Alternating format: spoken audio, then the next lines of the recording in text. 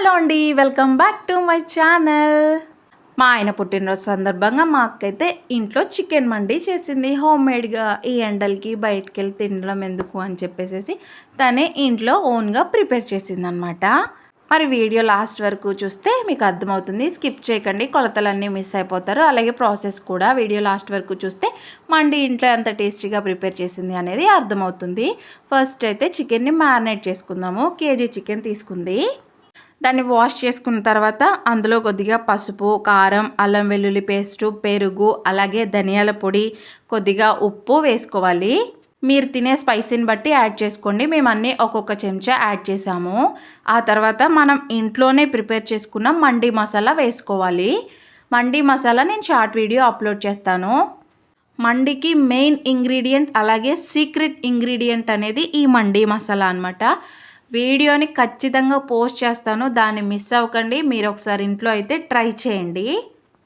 ఇవన్నీ వేసుకున్న తర్వాత బాగా ముక్కలకి పట్టేలాగా కలుపుకోవాలి. చికెన్ ఎంత మ్యారినేట్ చేస్తే అంత టేస్టీగా ఉంటుంది. 3 hours అయిపోయిన తర్వాత చికెన్ని బయటికి తీసుకొని దాన్ని స్టీమ్ చేసుకోవాలి. ఫస్ట్ చికెన్ని స్టీమ్ చేసుకొని ఫ్రై చేసుకుంటాం అనమాట. అదే మన మండిలో ఉన్న స్పెషల్.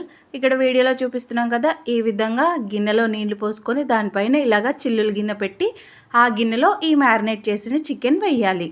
మంచిగా సాఫ్ట్గా మెత్తగా ఉడికిపోయేంత వరకు స్టీమ్ చేసుకోవాలి. ఒక ప్లేట్ వేసుకోవాలి పైన, అప్పుడు కింద వాటర్ పైన పడి ఆ స్టీమ్కి మంచిగా ఉడుకుతుంది. మినిమం ఒక 10 minutes పట్టింది మాకైతే. మండి చేసుకోవడం చాలా ప్రాసెస్ కాబట్టి మీరు ఎప్పుడైనా సండే ఇంట్లో ఉన్నప్పుడు ఫ్రీ టైంలో చేసుకోండి, మంచిగా కుదురుతుంది. ఇక్కడ చూపిస్తున్నాం కదా, ఇలా చెంచా కుచ్చితే మెత్తగా లోపలికి దిగిపోవాలి. ఇప్పుడు చికెన్ అయితే ఉడికిపోయింది. ఇప్పుడు ఆ చికెన్ని మనం నూనెలో వేసుకొని ఫ్రై చేసుకోవాలి.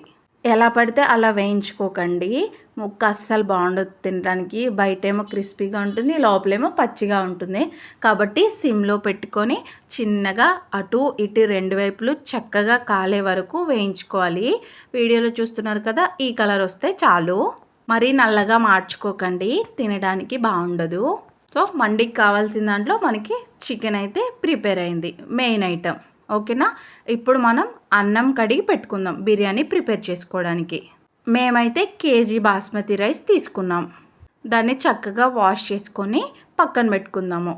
కొన్ని వాటర్ పోసుకొని, బాస్మతి రైస్ ఎక్కువసేపు నానితే మెత్తగా ఉడికిపోతుంది అన్నం, కాబట్టి ఒక 15 minutes నానితే చాలు. వీటిని ఇలా పక్కన పెట్టేసుకొని తర్వాత డ్రై ఫ్రూట్స్ వేయించుకుందాము. ఒక కళాయిలో నెయ్యి వేసుకొని జీడిపప్పు, బాదం పప్పు, కిస్మిస్ గోల్డెన్ కలర్లో వచ్చేలాగా వేయించుకుంటే సరిపోతుంది. ఇది KFC ఆల్రెడీ వీడియోస్ అప్లోడ్ చేశాను, చూడని వాళ్ళు వెళ్ళి చూడండి. నచ్చితే మీరు కూడా ఒకసారి ట్రై చేయండి. మా ఇంట్లో అయితే అక్క ఎలా ప్రిపేర్ చేస్తుంది అనేది చూపిస్తున్నాను మీకు. ఈ సమ్మర్లో బయటికి వెళ్ళి తినడం ఎందుకు రిస్క్ అని చెప్పేసి. ఆ తర్వాత ఎసరు కాగబెట్టుకుందాము బిర్యానీ కోసం. ఒక పెద్ద గిన్నె పెట్టుకొని అందులో ఒక 2 చెంచాల నూనె, అలాగే 2 చెంచాల నెయ్యి వేసుకోవాలి.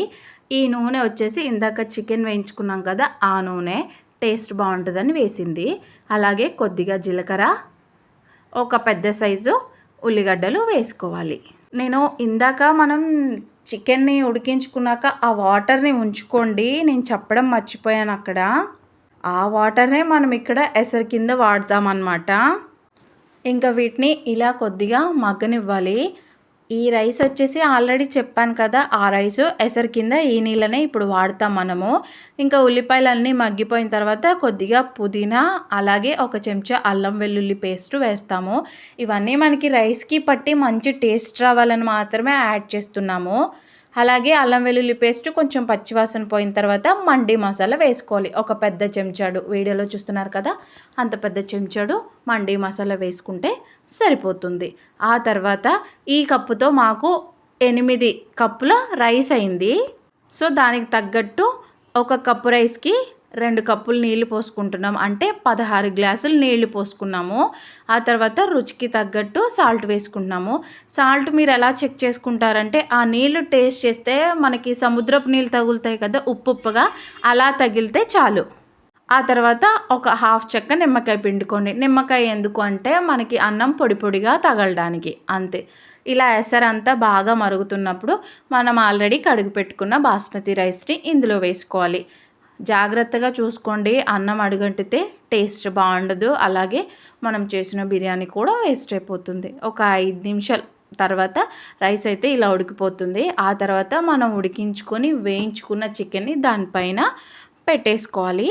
తర్వాత పైన డ్రై ఫ్రూట్స్ చల్లుకోవాలి. సో అంతే అండి, ఎంతో టేస్టీగా హోమ్ మేడ్ చికెన్ మండి అయితే రెడీ అయిపోయింది. ఆగండి అయిపోయింది అనుకుంటున్నారా? కాదండి, ఇంకా ఉంది. లాస్ట్లో ట్విస్ట్ ఏంటంటే స్మోకీ ఫ్లేవర్ కోసం మనము ఒక గిన్నెలో నిప్పులు తీసుకొని అందులో నెయ్యి వేసుకొని ఒక 5 నిమిషాలు మూత పెట్టుకుంటే ఆ నెయ్యితో వచ్చిన స్మోక్ అంతా బిర్యానీకి పట్టి ఇంకా సూపర్గా రెస్టారెంట్ స్టైల్లో చికెన్ మండి టేస్ట్ అయితే మనకు వస్తుంది అన్నమాట. ఇలా పొగంతా పోయేంత వరకు ఉండకండి. పాపం మా అక్కకు మూత దొరక్క అలా అయిపోయింది. సో 5 నిమిషాల తర్వాత వేడి వేడి చికెన్ మండి అయితే రెడీ అయిపోయింది. టేస్ట్ అయితే అదిరిపోయిందంట. నేనైతే టేస్ట్ చేయలేదు, టేస్ట్ చేసిన వాళ్ళు చెప్పారు. అంతే అండి, మరి వీడియో చూసేసారు కదా, నచ్చితే లైక్ చేయండి, షేర్ చేయండి, ఒకసారి ట్రై చేయండి, అలాగే మా ఛానల్ని సబ్స్క్రైబ్ చేసుకోండి.